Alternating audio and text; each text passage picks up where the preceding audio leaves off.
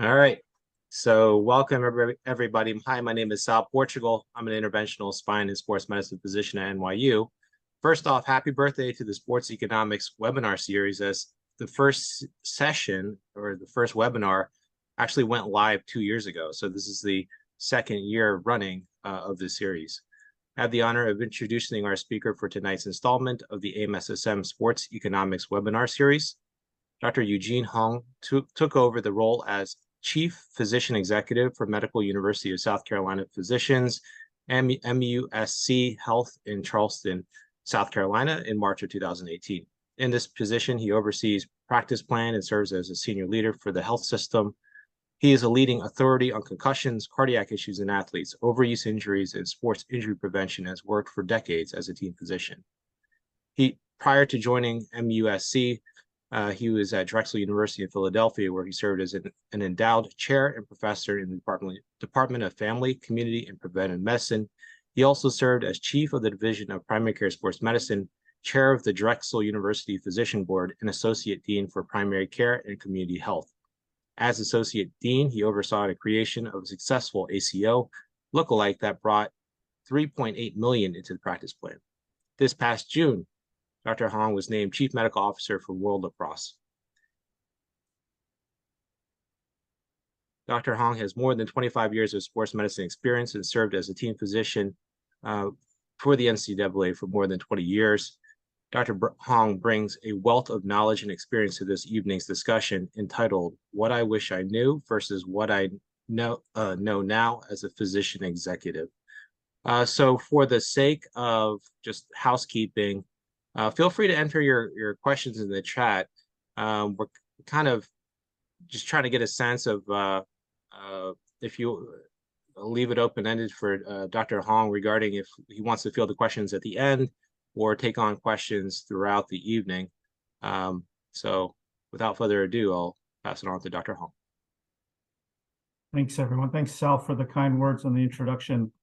So I'm on Zoom, like the rest of you. I'm a Teams user, though, so I guess it's kind of like iPhones versus Androids. So I can see some folks online. I can't see all, so just let Sal know if you'd like to make a comment or certainly have a question. I do see some old friends on the line as well, so welcome, everybody. Thanks for being here.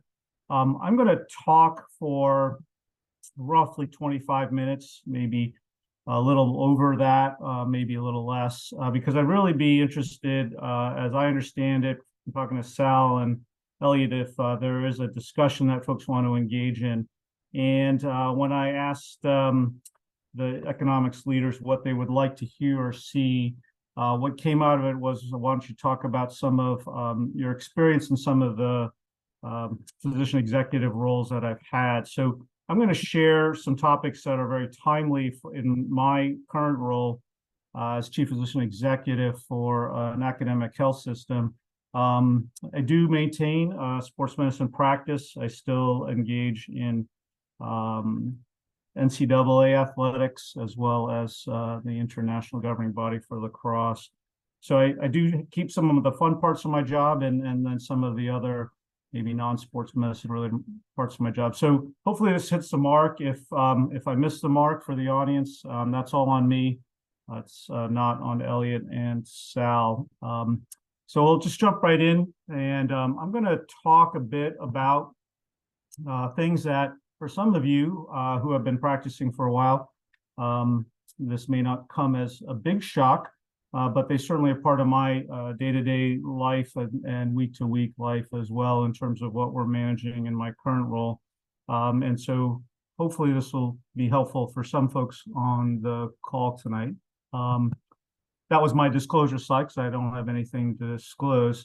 I'm going to talk a little bit about our academic health system. I know some folks on attendance tonight are going to head into private practice, group practices, other non-academic type positions, but I do think I'm going to touch upon some 90,000-foot issues in healthcare, and then talk a little bit about mergers and acquisitions and some parts that my current organization has been involved in, but certainly applicable in general to all the M&A work that's going on nationally. the changing ecosystem really refers to some disruptors and in the environment, the healthcare environment, that I think we all as physicians should be aware of. So a few comments on that as well. If there's time, I may go a little bit into funds flow. And if you're not familiar with what funds flow is, it really is a generic term to describe methodology about how money flows around a large healthcare organization. So each funds flow within an organization can look different than the next organization. But currently eyeballs deep in a funds flow discussion in my current institution. So in certain physician practice settings, it's a hot topic about how money flows around a large organization. And then again, hopefully leave time for questions and comments. Back to Sal's housekeeping, I can't see the chat, so Sal's going to keep an eye out on the chat, and please feel free to jump in anytime with questions or comments, and Sal, I'll rely on you to kind of play air traffic controller, so to speak, because I can't see the chat with sharing my screen. I'm going to jump right into it and talk a little bit about our organization, and it's not meant to kind of just bore you to tears about one organization, but really to share some internal documents on our structure and governance and values, because I do think that is a very important piece of understanding the economics of what we do as physicians, certainly as sports medicine physicians. Likely many of us will be parts of organizations or teams or groups, not necessarily be entering into solo private practice, although I understand some may be.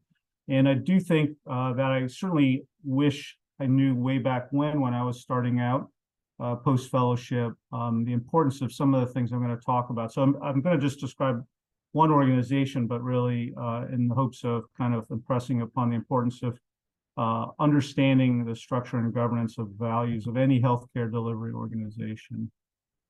So very briefly, we're considered a moderate-sized academic health system, actually, with about $5.9 billion in overall revenue for our health system. Again, that puts us in the mid-tier range. Not small, not extraordinarily large. And we've got 25,000 employees. We've got about 2,200 providers and 1.6, probably $1.7 million in patient encounters annually with 2,700 beds. So a fairly good-sized organization that actually has been growing by significant leaps and bounds the last 4 or 5 years, as some places have done. I don't know if folks know this on the line, and I can't see everyone on the line, but at the end of 2022, a published statistic was about half the hospitals, a little over half, 55% is statistic that I saw, and that I've heard mentioned by others. About 55% of the hospitals in the U.S. were in the red for the very first time in the history of modern healthcare in the U.S. So the majority of hospitals at the end of 2022 were in the red. Lots of reasons for that, of course, one being the pandemic. So there are some significant challenges certainly facing the healthcare landscape.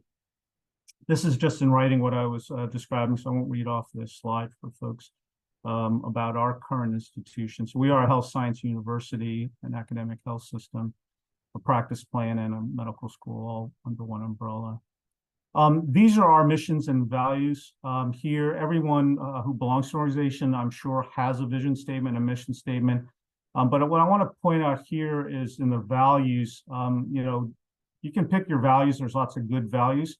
But I wish I knew back then what I know now, that it's really important to understand what the values of the organization are, to really see if it's going to be a long-term fit for you as an individual provider within a team. Of course, organizations may choose not to live their values, but most will try and live their values and make it part of their cultural identity, so to speak. And so it's come to my attention and my feeling over time involving in some of my roles, just part of what contributes to longevity, I think, of us as individual physicians within an organization is a fit and an alignment of your personal professional values and the values of the organization that you're in. I think that's an important piece of information that I certainly didn't fully understand when I started out my career. So these are just our values at MUSC. We're very fortunate to have some strong rankings in U.S. News and World Report as well. Here's just a visual diagram. I'm going to show a couple other diagrams throughout the talk. Just we are across the state. So again, we are a fairly large organization, considered mid-tier size in terms of size, but we are serving the entire people of the state of South Carolina. I'm just trying to advance here. There's some animation there that I didn't anticipate. Okay. So 5.9 billion in size and fairly large organization from an employer standpoint again. Here are some internal documents I'm just sharing with the group, and again, in terms of what we deal with in my role and in terms of our organization, but again, representative. So if you're not sure if your organization has similar documents, you might want to inquire. And this is just one pyramid. We've been growing the last 4 years. We've expanded from 4 hospitals to 16 hospitals in the last 4 years. And so we are, with each new hospital we build or acquisition, we present these documents to talk about our organization as we see it and as we're growing it. So would really strongly, again, those of you who have been in practice, just to understand the structure of your organization, or if you're looking to join one or you're coming out of training and joining an institution, asked to understand some of these issues around structure and governance and values. One of the reasons I like my current institution is because I've always considered myself a student of leadership, and I found some similar kindreds in my current organizations. I'm sure many of you might consider yourselves the same. I think as physicians, we're always learning. These are 6 pillars. We did not come up with these. These are put out by some management gurus that have been around for a while. In particular, this one is from Quinn Studer, and some 6 pillars upon which you can build healthcare teams. It's not only around healthcare. And we've assigned leaders to each of these pillars within the organization. So I happen to be the leader of the growth pillar. And these are some of the metrics within the 6 pillars. You don't have to have 6, but we have 6 that we build ourselves around and measure our performance. Under growth, we're looking at surgical cases. We're looking at new ambulatory patient encounters, reducing admissions, because we think that moves the needle on other metrics. Access, which is a composite of 5 or 6 things. Keepage, leakage, which many of you are in your current organizations, I'm sure, looking at. And marquee services, those high complex, high dollar ROI types of cases that only specialized centers can deliver. And you can read the rest in the other pillars. But again, the point is not what are our pillars, but that these are things how organizations, healthcare organizations, can build them on themselves. I think the higher performing ones will spend a lot of time on this structure and governance and value proposition.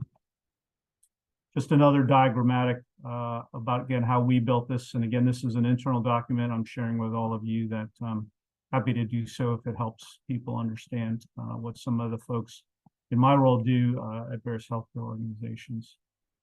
But we take the role pretty seriously about delivering care across the state. And we are a public university. And we are certainly mission driven. And so we are responsible to the state government and the people of the state. And it's helpful because I mentioned values aligning with your professional values and the values of the organization aligning. So I've certainly found a good fit for myself. And so I would suggest, that the important thing to do is look for a good fit for yourself and whatever your professional goals may be. I'll mention this a little bit because we have 3 other I's that I didn't include on the slide: innovation, impact, and influence. And part of innovation is forming partnerships. These are just a few headlines. A few of the folks we partner with, folks will recognize Siemens and Medtronic. We're in pretty significant partnerships there. But even with handheld ultrasound, Butterfly Network, no, sports medicine did not drive that partnership, but we're partnering for medical education, nursing care, all the uses of point of care ultrasound we believe in. Of course, many people are talking about AI and how they grow AI. Certainly healthcare organizations are too as well. And then we're jumping into the precision health space with a partnership with several genomics and genetic medicine companies, because we think that's the future as well. But the point is we're trying to think outside the box and forming partnerships. And just a graphic representation of some of the things we are, again, looking to form partnerships, looking to be innovative, looking to have impact and influence as well. So we've got partnerships. These are all just the last couple of years. So I'm going to switch gears a little bit, talk a little bit about the changing healthcare ecosystem and specifically disruptors. And what I'm about to share here and share in the next section on mergers and acquisitions are actually some slides from recent national meetings that we've been talking about some of these issues and how we need to be aware, certainly, and how we can best prepare ourselves as physicians and physician-led healthcare organizations. There are no answers in here, but there are certainly things that some of you will be familiar with in terms of changing. But just to put out there some of the things that we discuss almost on a daily basis at our healthcare organization. Just a few terms: tech-enabled outsiders. Folks are aware, I'm sure, of Amazon. There's even some news in the this week on what Amazon is doing with its One Medical collaboration. Walgreens, Walmart, some of these other icons represent some things I'll show you in some subsequent slides. But there are folks in the retail space that are now expanding, of course, and pulling their own providers or collaborating. And then some folks that are taking bigger financial risks to create new aspects of the healthcare ecosystem. So I'm going to skip over this slide because I'm not sure we've learned everything we need to learn. And I'll talk about a few case studies. Again, apologies for those of you who are reading the business section in the Wall Street Journal, but also there may be some folks that are just earlier on in their careers, and this may be helpful to understand the changing landscape. Maybe some of you are employed by some of these collaborations I'm going to mention. On the left, a brief kind of timeline. CVS Health, obviously your neighborhood CVS has been a retail pharmacy for a long time. They, of course, are getting into the provider space. Oak Street is a largely primary care focused on older adults, and that segment of the population to deliver better care. So they have combined forces and at large dollar amounts and are now part of this changing ecosystem. And it may be better for our patients and the families and the communities. It's fairly early to say one way or the other, but it is interesting to hear that your neighborhood retail pharmacy is now entering in a big way, not just opening urgent care clinics within their physical footprints, but investing significant dollars that are getting the attention, certainly, of Wall Street. If you didn't know, in GDP is 19% of the healthcare is 19% of total GDP. So my short answer is that people are just following where the money is.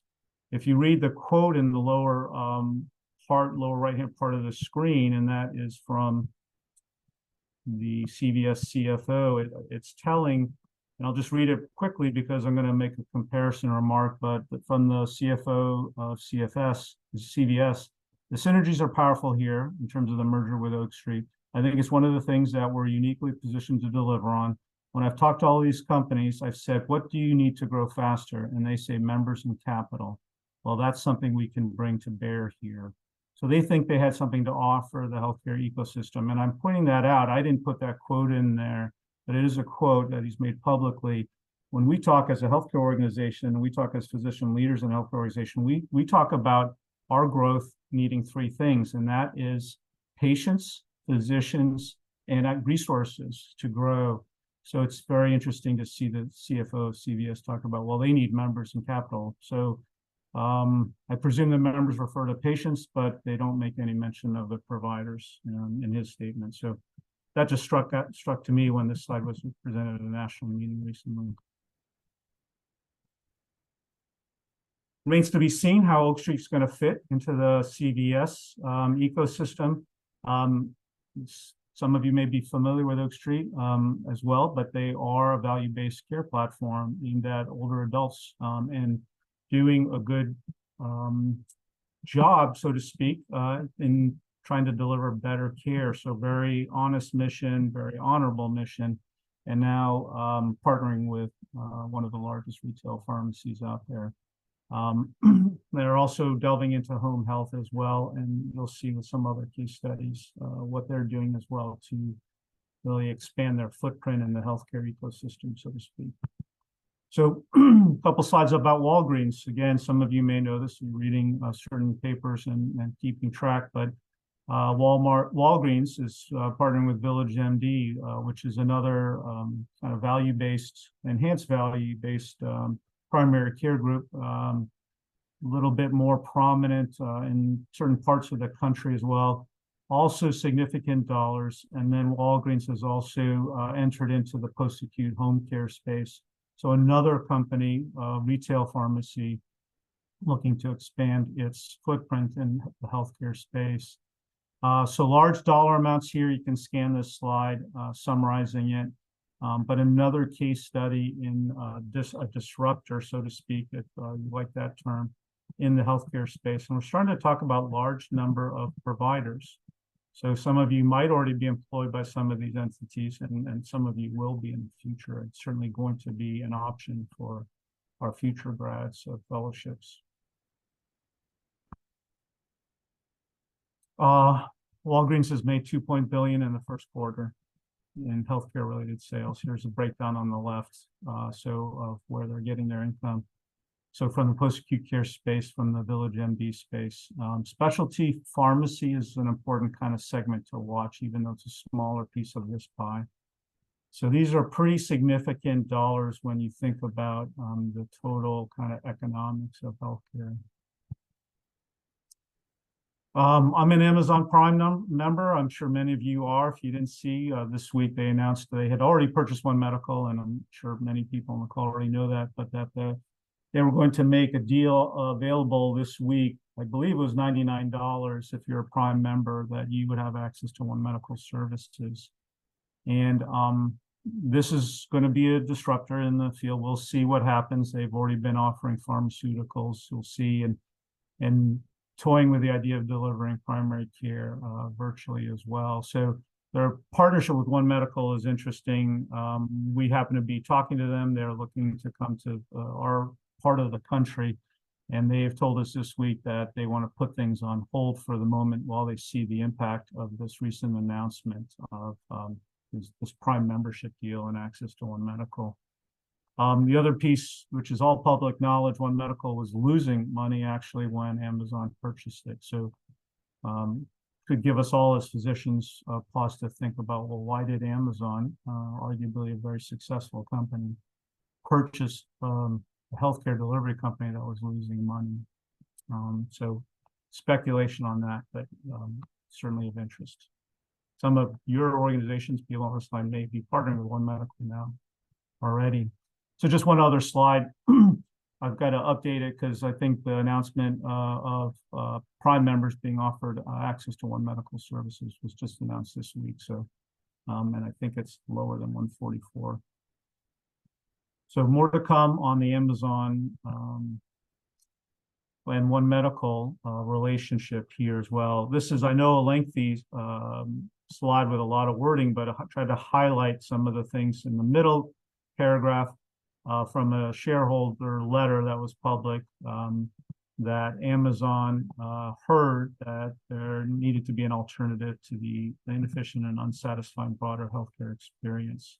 And they chose primary care as a first stop in the patient journey, right? So we as physicians, I think, should pay heed and ignore this type of sentiment at our own peril, so to speak. Folks are unsatisfied with the healthcare experience in general. And that's another driving force for these disruptors. I think it's the last case study before I move on to another section of just a limited perspective from one physician leader. But Walmart and United Healthcare Group are partnering as well. So here you have a payer and a traditional pharmacy delivery care company partnering. And those of you who are aware, United and Optum have combined forces as well. So we'll be hearing a lot more about United Health Group, Optum certainly, and then Walmart partnering with us. These are certainly considered disruptors. I believe Optum still is the largest single employer of providers in the country. They have gone from an insurance kind of care delivery group to one of the largest employers of healthcare providers in the country. One other aspect in terms of, this isn't really a disruptor, but PBM stands for Physician Pharmacy Benefit Managers. They've maintained a fairly low profile, in my opinion, as a physician. Again, what I wish I knew back when that I know now. But they have contributed to a larger and larger dollar amount of the healthcare dollar. There's really only a few large players in the PBM market. So this is the middle managers between those who manufacture the drugs and how the drugs get to the patients. Happen to know the chief strategy officer of one of the big PBMs out there, and just their growth is really phenomenal. And that's what I'm trying to reflect here in this slide. So dark blue is the insurance side of their business. The light blue is the pharmacy benefits, which are significant dollars. You can see in some of those middle columns is the majority of their revenue. And then a number of them, as we've discussed, are getting into the provider space.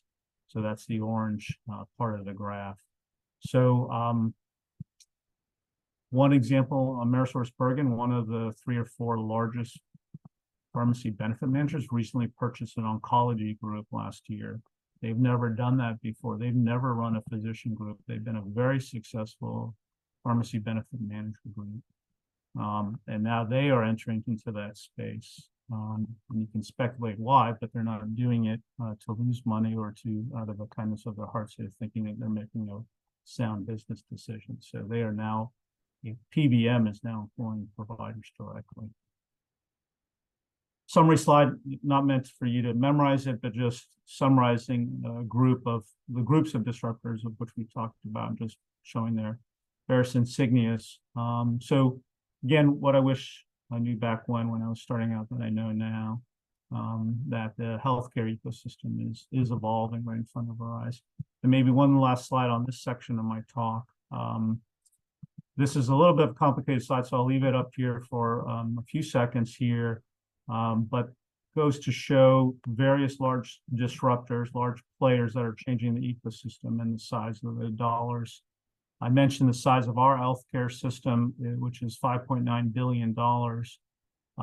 These numbers are much larger, and they will continue to grow, as you see in the projection here, because we only see, there's a term to the right. If you see payviders, if you've never heard of that term, you can remember that you heard it on this talk tonight. So the combination of payer and provider, it's not a term that we came up with. Certainly, I think because I was actually just in a meeting this evening earlier tonight where another partner of ours in joint venture was using the term payvider. So I think it's going to be part of the lexicon. So it just refers to exactly what you think it does, a combination of a payer and a provider, which is a newer aspect of the healthcare environment. So significant amounts of dollars are being spent in these areas. And that's not going away. I'm just going to pivot. Had a couple slides here. These are actual quotes that I've heard in my career. Just meant to break up my talk and help me pivot. Another physician colleague just talking about value-based care 10 years ago and walking out of the room as he said, this is a waste of my time to talk about this. I want to talk a little bit about mergers and acquisitions, and I will probably end here in terms of this section because we want to talk about our journey in mergers and acquisitions as an example, again, representative, not certainly definitive or all-encompassing. But this is actually slides myself and my colleague just presented at a national meeting of chief strategy officers in healthcare just 2 months ago, and I thought it might be interesting to share with this group and this talk. Again, if I've missed the mark, Sal and Elliot, you guys can tell me later, and certainly that's my full responsibility, but I was hoping this might be of interest to this group in this forum. So just this was from the objectives part of my slide, our slide deck. And here's a little bit of context about the changing landscape. And this is going to be our journey, the next few slides, through mergers and acquisitions, which have been significant the last 5 years. We have a doctor's workforce shortage that's looming. I don't know if anyone was at the AMSSM last weekend. I was there, and the numbers are still concerning in terms of workforce shortage for future workforce, physician workforce needs. Lots and lots of things, depending on whatever social media or media outlets you're looking at around the healthcare landscape. Rising costs, trying to manage the costs, of course. Well, nothing new here for folks in terms of understanding. This is this and the next slide are slides of actually numbers of hospital transactions. And there's a dip here in 21, 22 because of COVID, obviously, so 2021. But we expect fully that there'll be an uptick as there is in 2023 already.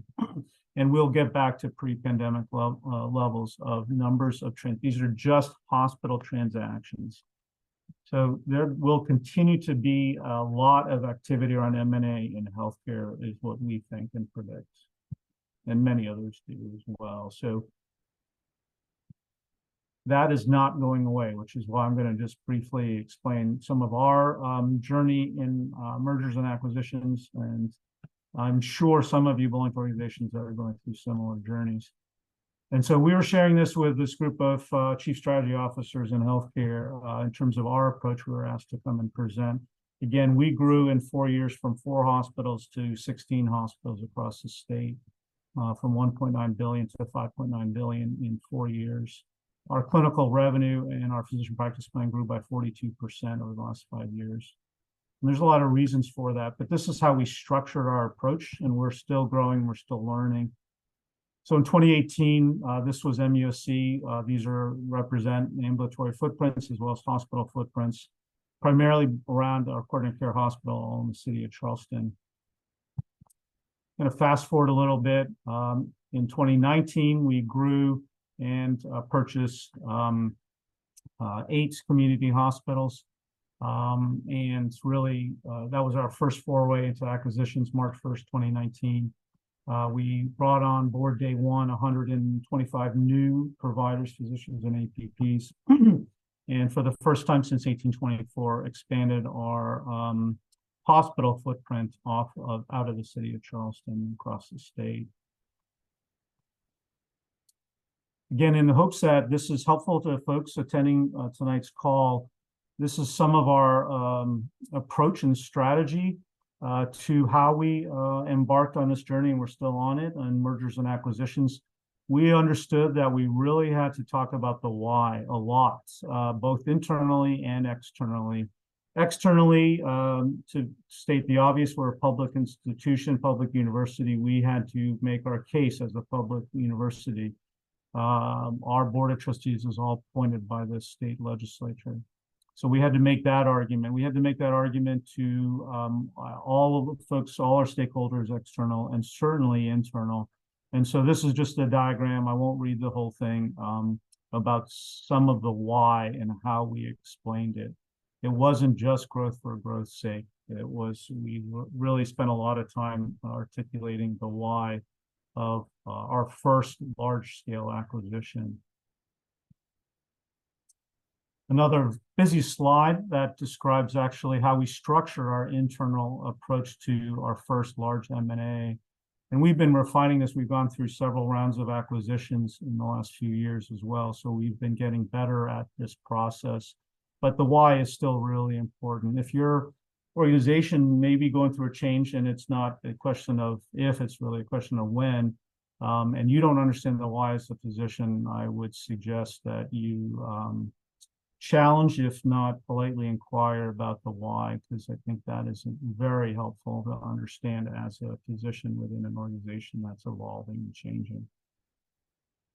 So again, I'm not going to read this slide, but lots of things to consider as you embark on a merger and acquisition, really of any size.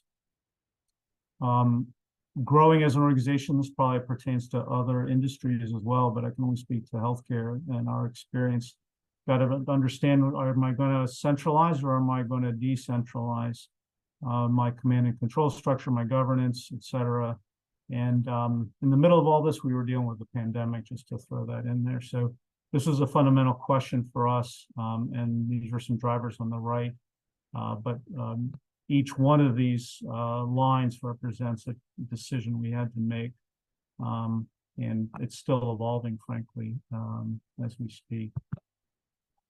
Again, a busy slide. Of course, we created a time frame as well. Of course, we created Gantt charts as well to kind of help hold ourselves accountable for all the moving parts. And again, I won't read off this slide.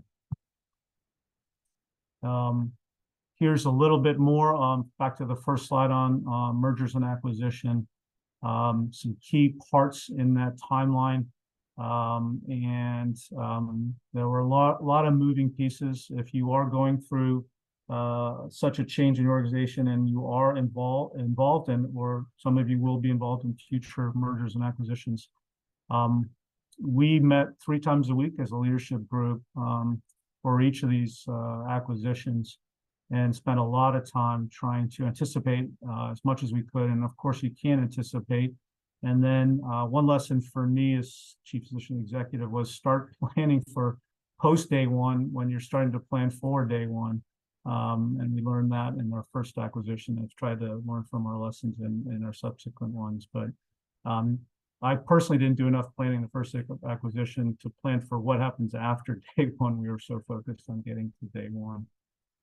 So that was certainly a take-home point for me. So we have continued to acquire and expand. We've built hospitals. We're building 4 more hospitals right now. So, and this is part of the why. And again, those of you who might be serving in similar roles already for organizations, some of you certainly will in the future. This was part of the why, even though MUSC was largely focused on the coast there in the lower right-hand corner where the city of Charleston was. We recognized that a large number of our marquee cases, that high complex case that only a tertiary coordinate care academic health system could deliver, was coming from the rest of the state. So we call them our marquee cases. And you can see the majority of our marquee cases were coming out of our immediate geographic catchment area back in 2018 because of the services we delivered. Sal, for the sake of time, if that's okay, I'm going to not include the funds flow slides here. I'm happy because I do want to leave time for questions and comments and recognize that it's the evening. And I'm just going to skip through funds flow, but I'm happy to comment or have a discussion if folks would like to talk about it. So I just have 3 slides then just to bring us home, so to speak. I heard a long time ago that an adult learner will only retain 10% of what's said in any case, in any given talk or lecture. And so I'm going with that 10%. And so I just have really 3 slides. And not to sound pithy here at all, but I think, especially if you're coming out of fellowship, I don't know if there are any recent grads on the call or current fellows, but you've got to know the science, right, and practice the art. I mean, I think a large part of our value as physicians in these leadership roles is to speak knowledgeably about what it means to deliver care, right? So I think that first and foremost is an important part of being any physician leader and having any impact and influence. So focus on being a great doctor coming out. You just from there, other things will flow. But as you move into physician leadership roles, I mean, the job is really to serve others. It is not about one's own ego. In fact, it's quite humbling, if not humiliating at times, but you are there in that role to serve others and take care of your team members, right? Because they're the ones really doing the heavy lifting.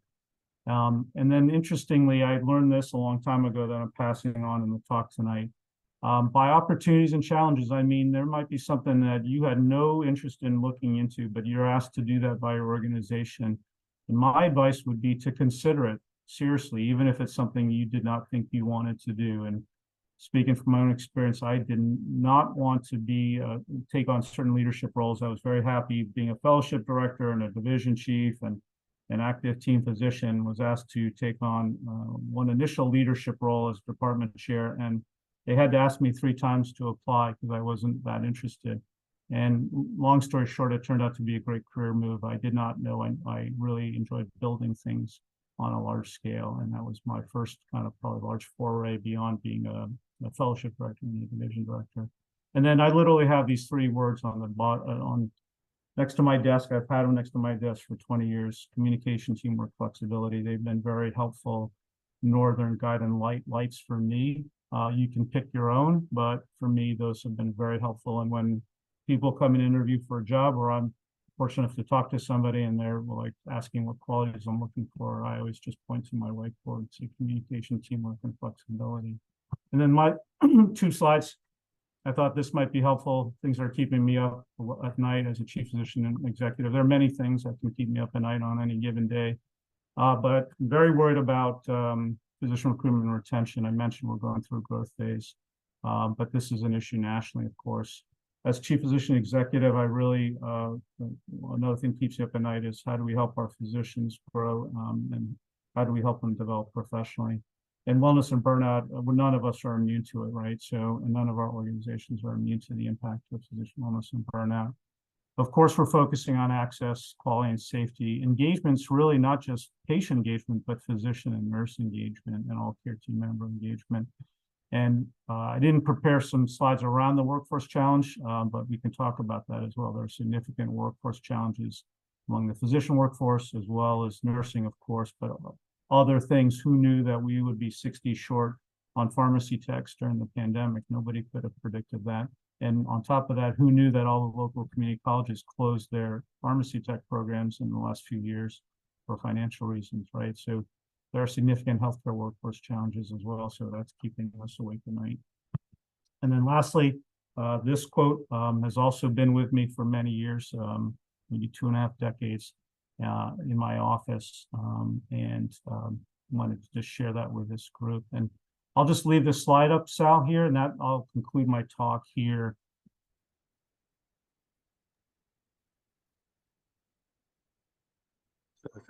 Thank you, Dr. Hong, for the great presentation. I think you did touch upon a lot of great information for our viewers, and you're really giving it a wide-angle view of the challenges you face as a physician leader, particularly in looking at the broader view, right, in terms of what is the landscape, and the landscape is always ever evolving.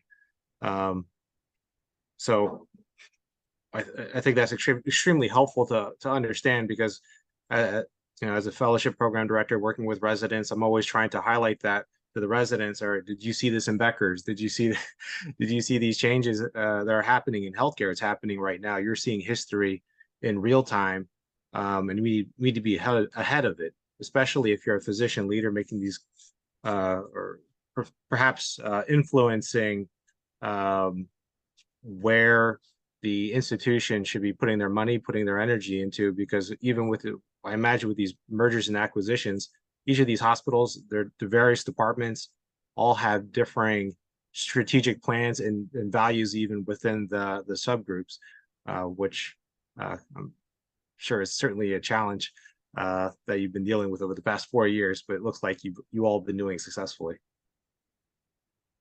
Yeah, thanks, Sal. Again, lots of hard work, some foresight, and then honestly some luck involved here as well. And I think I made it through the talk with only mentioning COVID once, if I even did that. So so we didn't talk about COVID. So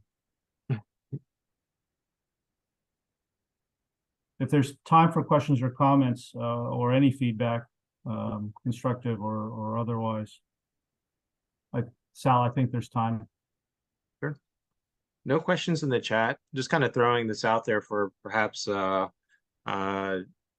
relatively, I would say, fellows and or junior faculty, trying to get a sense of like where does this all fit into their lives, right? They're primarily hired to essentially, in terms of their contract, produce RVUs, but obviously we're not just producing widgets. We're trying to make a bigger impact.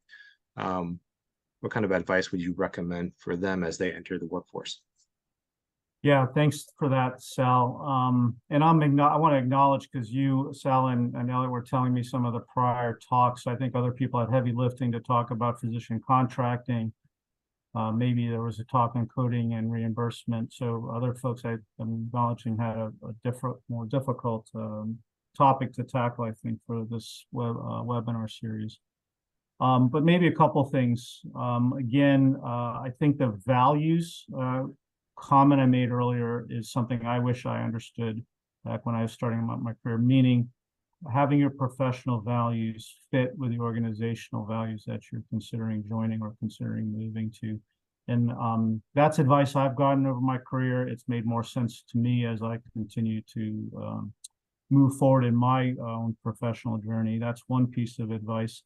The other one, there's three that I'll mention because I mentioned the second one as well, and that would be open to opportunities because that is not necessarily, I think, uniform advice in medicine. I've heard quite the opposite from other leaders that I respect, i.e. be laser focused on one thing. That's not advice that I've heard and I've incorporated and not that has served me well. So what has served me well is being open and being flexible, even if it's something that may look daunting or something really that I'm not interested in.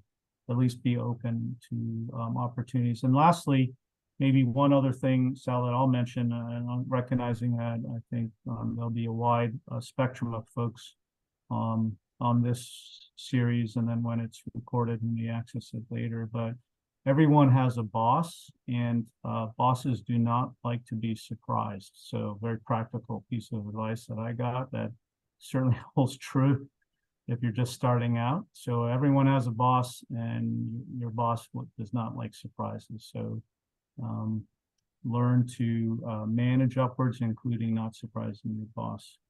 So maybe I'll pause there, Sal. That's a good advice, and I found that piece of advice to be extremely helpful myself. In some cases, I'm informing my chair of what the competition is up to, and it's not necessarily like, oh, well, they're doing it that way, we should be doing it this way too, or but rather just informing them and then coming up with a potential solution, or just staying the course, because each hospital system has their own objective, right? So yeah, helpful advice. It looks like we have a question. What made you want to get into leadership? That's a great question. And I still can't see the chat, but so thanks, Sal, for facilitating. No problem. I think I mentioned briefly, was building a division of sports medicine at a academic department in Philadelphia, building a fellowship, super excited about that, team doc, et cetera, clinical practice, research, and education. Having a lot of fun doing that. And I'll try and be brief with my remark. So thanks for the question. I did take the opportunity for a leadership position for a couple of reasons. And fortunately for me, it worked out. That ability to make an impact, make a difference, not just for patients directly in direct patient care, but also for my colleagues, other physicians, certainly fellows and residents, care team members.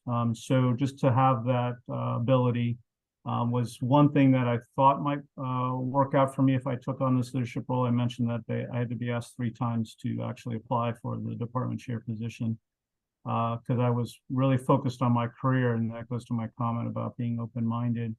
And so that was certainly one reason that I did take on that, figuring I'd be in it for a few years and stabilize the department and kind of transition it off, and I could go back to what I really wanted to do.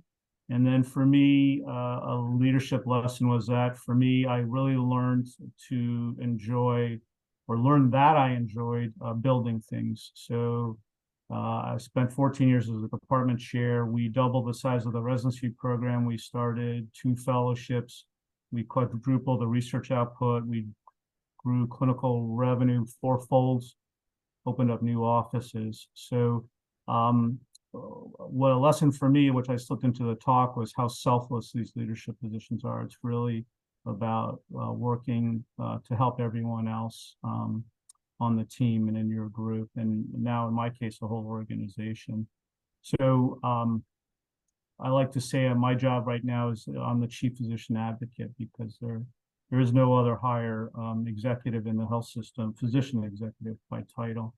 So I say publicly, I like to joke that my role should really be called chief physician advocate, so I can speak for the physicians.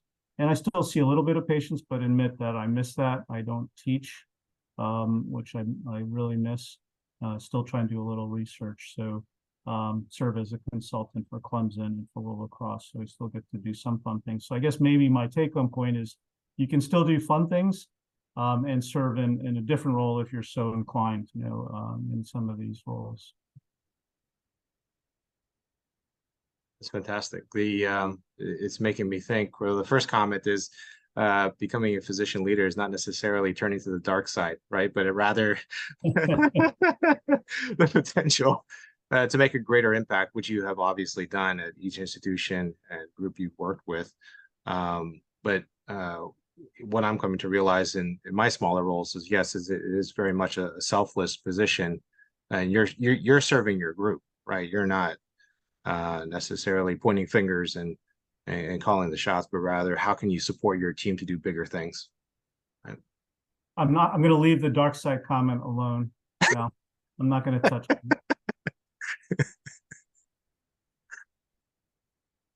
But thank you. Any other questions from our group?